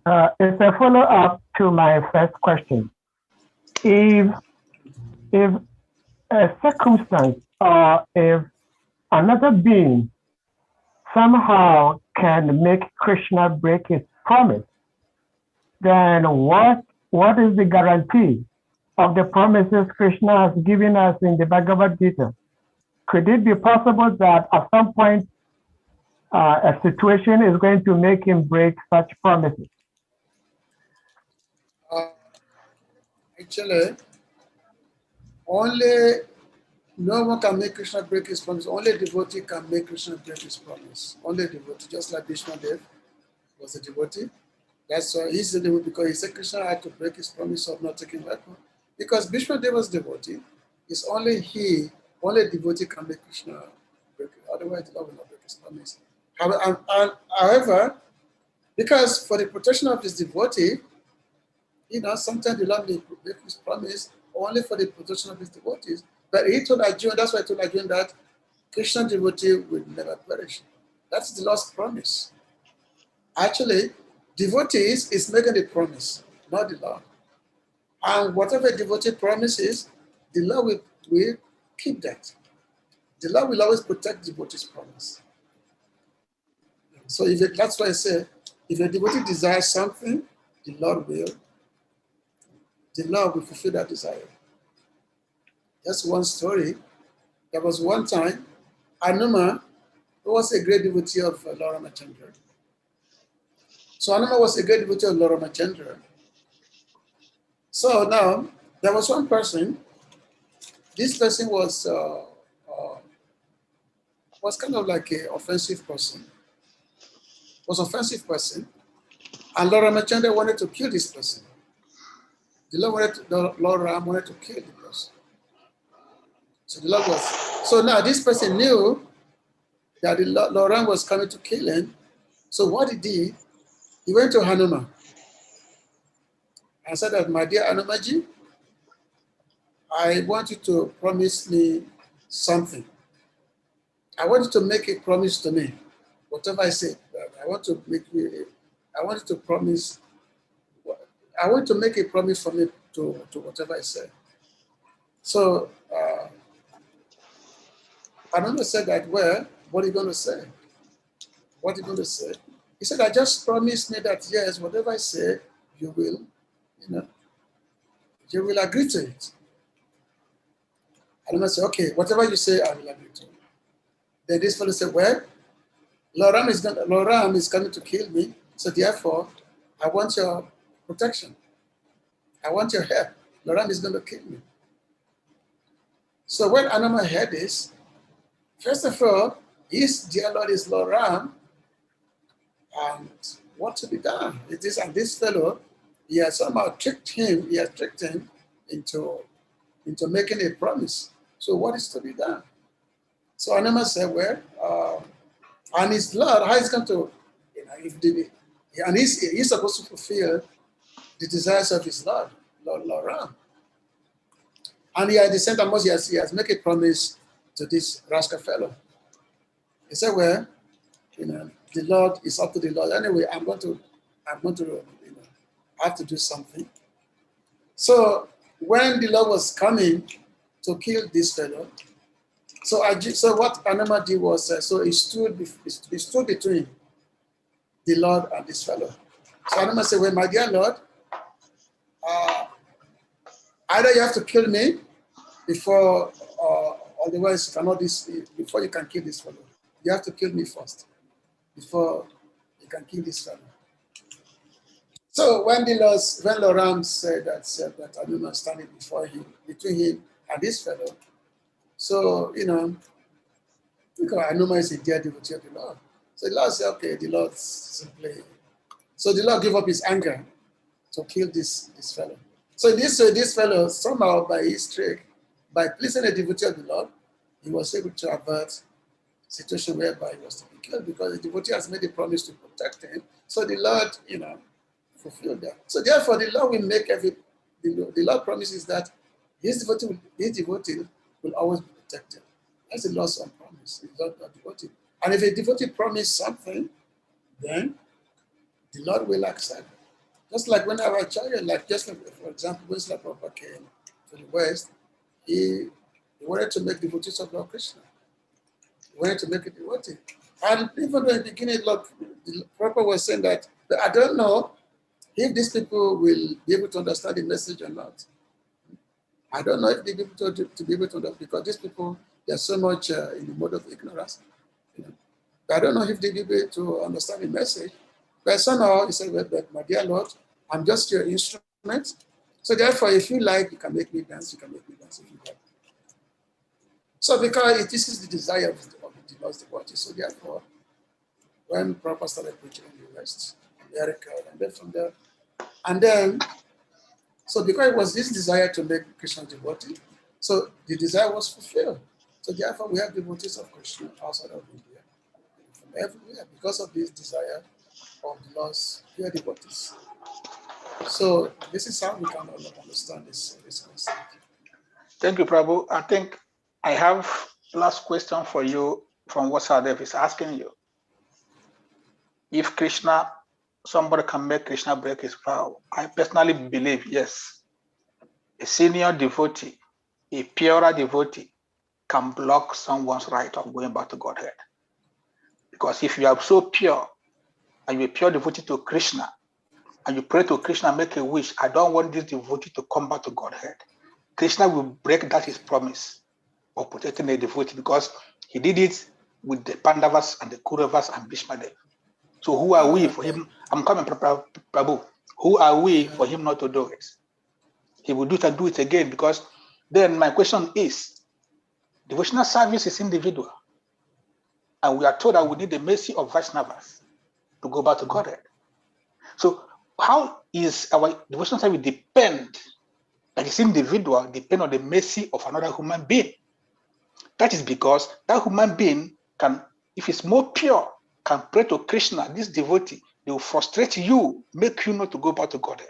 And Krishna will oblige them because they are more pure than you and superior than you. That's where the mercy of Vaishnavas is needed to go back to Godhead. So Krishna keep breaking his vows from what he said in the Bhagavad Gita. This is practical example, because when we speak philosophy, for me, we should bring it down to practical aspect of it. He did it before, he kept doing it. I mean, Krishna. Then he cornered us and said we need the mercy of Vaishnavas, another person. But he also told us devotional service is individual. The way you practice is the way you attain perfection. So how is it to be understood if it's not playing games on everybody? Okay. Yes, a good question. First of all, there's not such a situation. There's never been any such a situation, and there will never be such a situation whereby a devotee will block anyone from come back to Krishna. Actually, it's the desire of devotees, of the lost devotees, that everyone should take up your devotional service and going back to Lord, going back to Godhead. Such as it just never happened, because devotees, they are not, they are what we call the most compassionate. They are the ocean of mercy. It's the ocean, and their mercy is flawless. A devotee means the one who's always thinking was always thinking for the, let's say, for the good of others. He's always thinking, thinking that way, for the good of us. So they will never think that, oh, this person cannot go back to me. No, such a thing. Because if you actually understand what is a devotee will rather give up his own his own,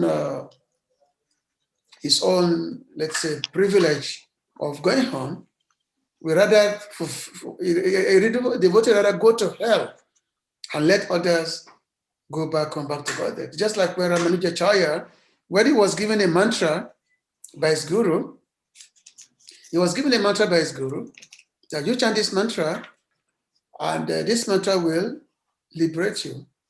But this mantra is only for you, so therefore don't, so you must protect that.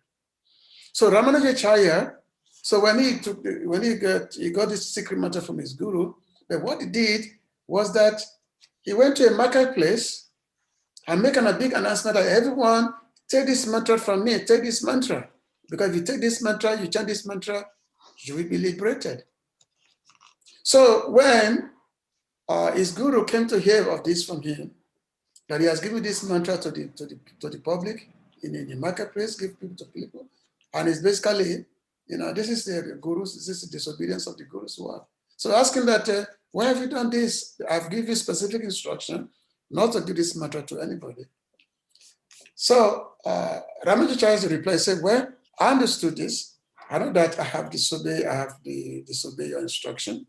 I know that the punishment of disobeying the guru is one go to hell. So therefore, I am ready to go to hell for disobeying your guru, but all these people, they should be liberated.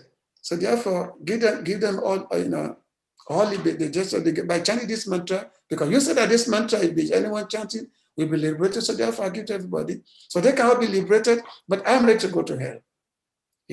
So, and of course, when the guru heard this from him, the guru was very, very happy, and he embraced him.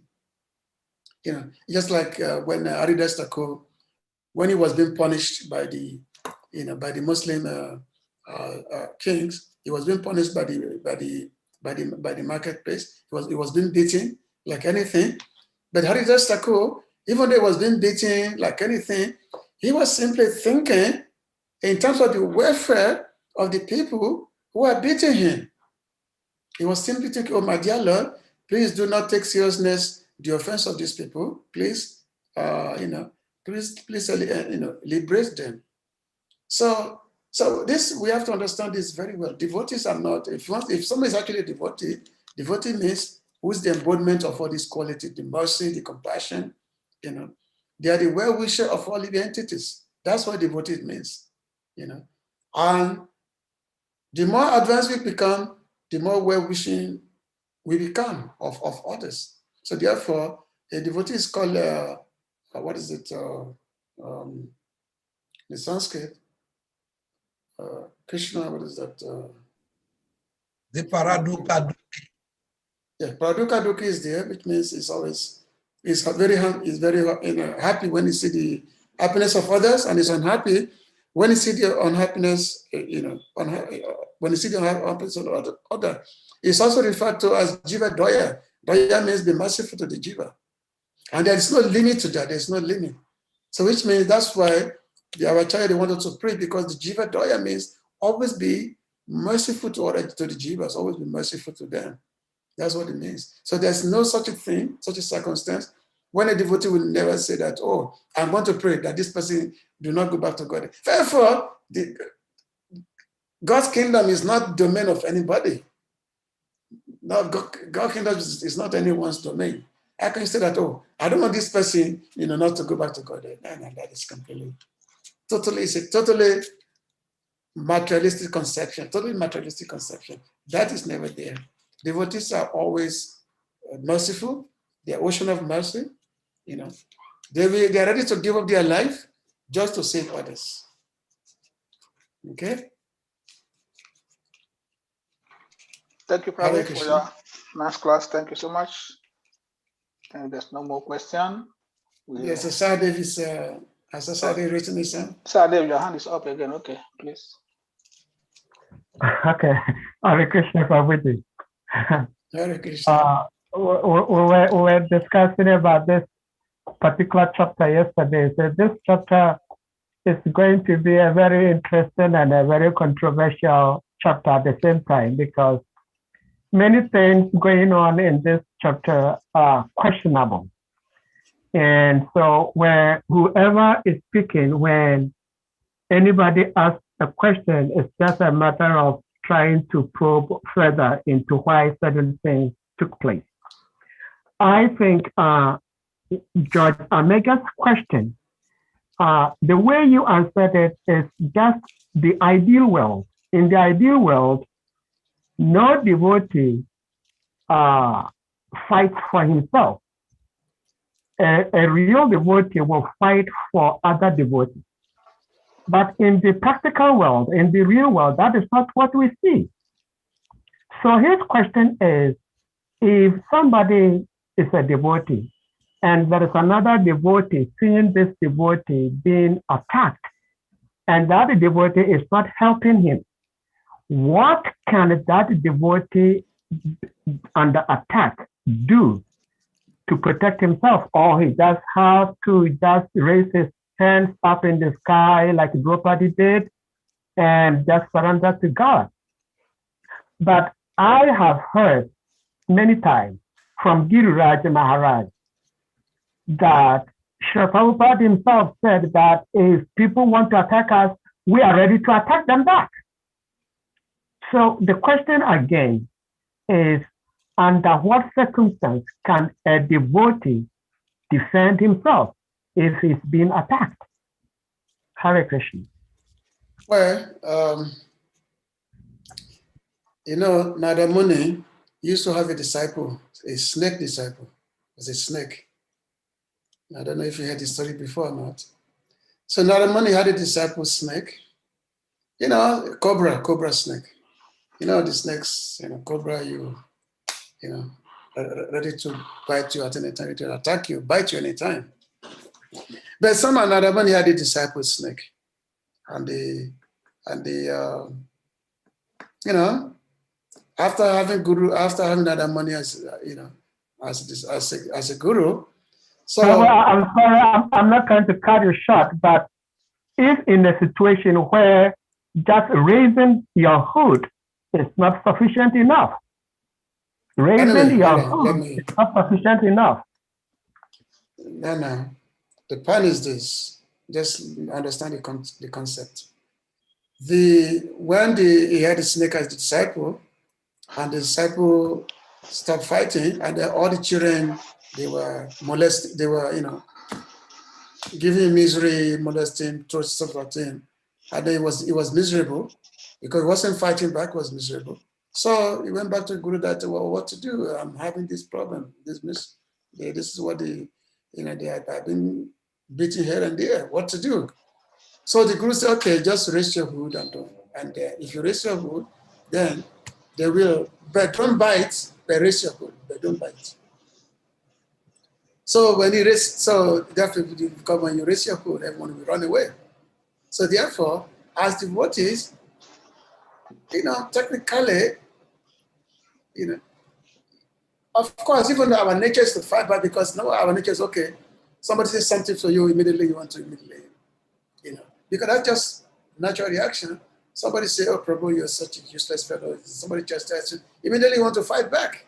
That's just our nature.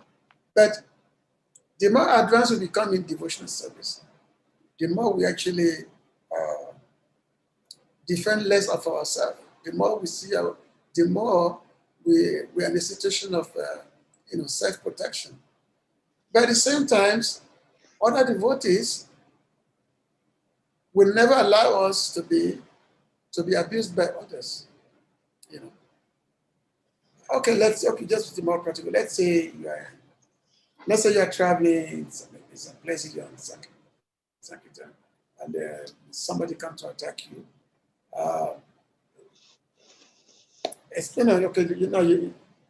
You live in America, you're in the supermarket and somebody coming to attack you, somehow, because you are living with all the crazies. So obviously, you have to protect yourself somehow. It's a practicality.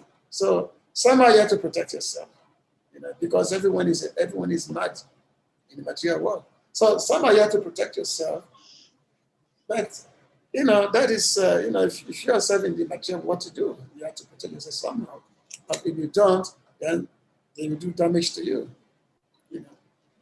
But if you're in a temple and somebody's attacking you, of course you don't protect. But it's a very, very difficult situation. I mean, I can understand the context of your question. I can understand it. Don't get me wrong. I know it's a difficult situation. Okay, should I just raise my hand and let people do things? And also, as you're becoming more and more devoted, becoming more advanced, your characteristics is becoming more and more sublime. The more your characteristics become more sublime, the more people will see you. People will see you differently. The more people will see you as someone not to be provoked or someone not to be attacked. After all, a devotee is called a real devotee is one who is called Dhira Jana Priya Karao. It's very, very dear to the gentle and also to the ruffians. To those who are rough and to those who are gentle. It's gentle to both. So the more we actually become more sublime in our characters, the more people will be able to see that vibe, the vibration, that simpliness will radiate from us. It will radiate, and that you see, it's like an aura. An aura will be there, and that aura will not enable anybody to attack you. So that is something we have to really try to understand, that being attacked. So the more basically attack or not being attacked, that will also depend on how much the advancement, the quality of being a devotee is coming in our personnel. So it's just the way our spirituality manifests within us. So it's not a black and white situation. It's not a black and white question. Okay. So just to make it simpler, somebody attack you, you have to protect yourself. If you're in the material world, there's some crazy people, you have to protect yourself. Let's just put it simply that way. But as I said, the more advance you make, the more growth you have spiritually, the more people will see you more as someone to be attacked, the more they will actually see you as someone to be venerated. Thank you, Prabhu, for your class. We have reached 2 hours. We'll let you go and do some other things. Ganga Prasad Prabhu, tomorrow, are you okay with the time, or should we change it for you? I'm servant of the servant, as your lordship pleases. Hare Krishna. Okay, evening tomorrow. Thank you. So we ask all devotees to kindly unmute yourselves and make chant Hare So Krishna. anyway, I'm glad that some devotees are here. Maybe in the future I will consider it. I will consider it in the future. I will consider it. Ask everyone to kindly unmute yourselves. Let's chant Hare Krishna for Prabhu for comment, please. Hare Krishna, Hare Krishna, Krishna Krishna, Hare Hare, Hare Rama, Rama Rama, Hare Hare. Hare Krishna, Krishna Krishna, Hare Hare, Hare Rama, Rama Rama, Hare Hare, Hare Krishna, Krishna Krishna, Hare Hare, Hare Rama, Rama Rama, Hare Hare, Hare Krishna, Krishna Krishna, Hare Hare, Hare Rama, Rama Rama, Hare Hare, Hare Krishna, Krishna Krishna, Hare Hare, Hare Rama, Rama Rama, Hare Hare, Hare Krishna, Krishna Krishna, Hare Hare, Hare Rama, Rama Rama, Hare Hare, Hare Krishna, Krishna Krishna, Hare Hare, Hare Rama,